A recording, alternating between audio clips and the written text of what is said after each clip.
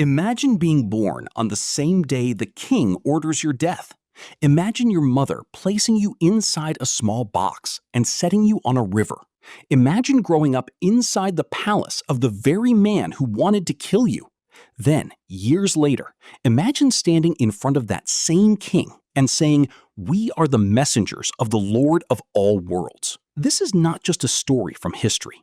This is the story of Prophet Musa, Moses, a child who was meant to disappear in a river, but instead became one of the greatest prophets in history. Egypt under Pharaoh. At that time, Pharaoh was not just a king. He believed he had complete power over everyone. He ruled with fear and forced the children of Israel to do hard labor every day. They built cities and great buildings for him, but they lived in poverty and fear. Many generations grew up knowing nothing but slavery. Children grew up hearing the sound of whips, the cries of their mothers, and the footsteps of Pharaoh's soldiers. But Pharaoh wanted even more control. His advisors told him that one day a baby boy from the children of Israel would grow up and bring an end to his kingdom. That one message filled Pharaoh with fear. So he gave a terrible order. Every baby boy born to the children of Israel had to be killed. And this is where the story of Prophet Musa truly begins. The hidden birth of Musa. In one small home, a baby boy was born. That baby would later become known to the world as Prophet Musa. His mother knew that if Pharaoh's soldiers found him, they would kill him. At any moment, soldiers could search her house. At any moment, the baby's cry could bring danger to her family. Then, Allah inspired her with a message. Feed him, and when you fear for his safety, place him in a box and put him into the River Nile. Imagine how difficult that was. A mother had just given birth to her child, and now she had to place him on a river. But she did not do it because she had lost hope. She did it because she trusted Allah. With a trembling heart, she prepared a small box, gently placed her baby inside, and set it on the Nile. The river carried the little box toward a future no one could have imagined. The box reaches the palace of Pharaoh. Musa's sister followed it from a distance, watching carefully to see what would happen to her baby brother. Then something amazing happened. The box reached the palace of Pharaoh. Pharaoh's wife, Asiya, found the child. As soon as she saw him, Allah placed love for the baby in her heart. She said, "Do not kill him.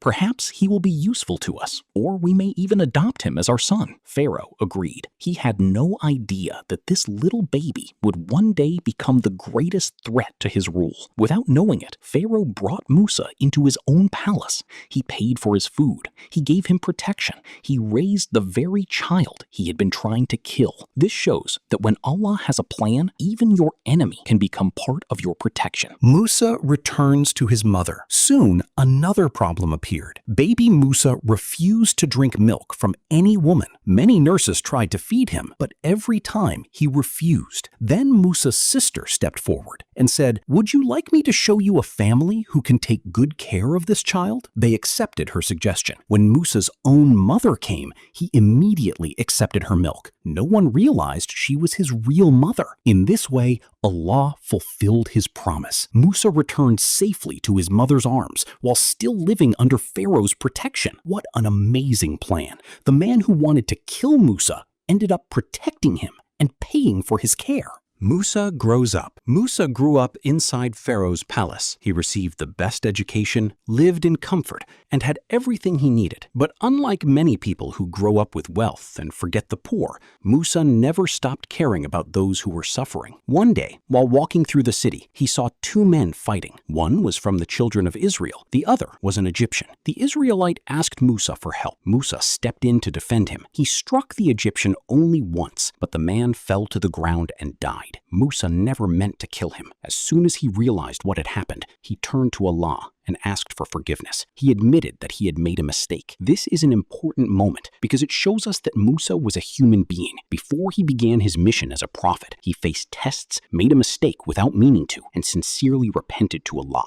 Musa escapes Egypt. News of the man's death spread quickly across the city. Soon, Pharaoh ordered his soldiers to arrest Musa. Before they could find him, a believing man secretly came to Musa and warned him. He said, "Leave the city immediately. The leaders are planning to kill you." Without any time to prepare, Musa left Egypt. He had no army, no money, no home, no one to travel with. He had only his faith in Allah and an unknown future ahead of him. He walked alone into the desert and began the long journey toward the land of Madyan.